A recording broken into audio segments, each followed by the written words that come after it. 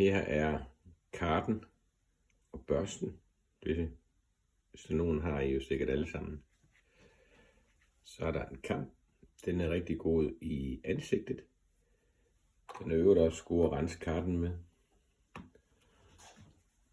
Så er der sådan en udtyndingssaks. Epilier-saks hedder den vist. Den er helt uundværligt. Så undgår man de der takkede alt for skarpe kanter.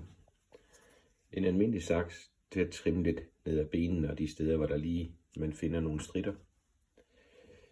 Den helt uundværlige poteklipper. Den kan bruges både på poterne og også alle mulige andre steder, hvor det er svært at komme til, og på bagdelen. Så er der klipperen. Den er fra Heineken.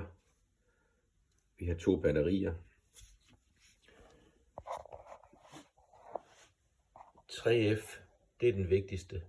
Det er 13 mm. Det passer på hele kroppen, hvis den skal være bamseklippet. 4F, lidt kortere, 9,5. 5F, endnu kortere, 6,5. 7F, 3,2. Og 10, 1,6. Så jeg vil sige, det er til kroppen, det er til siderne, det er til maven, og det er her, at de steder, hvor han skal være helt kort, den bruger vi faktisk ikke ret meget.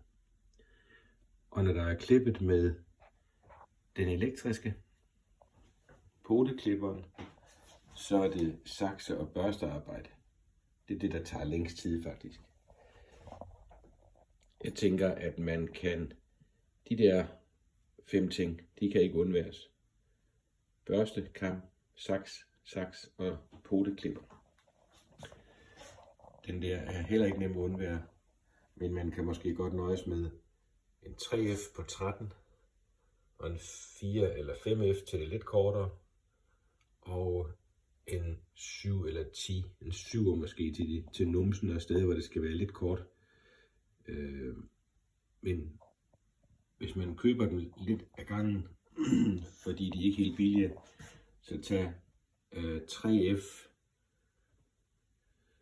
og 5F først, og så se om I får brug for de andre.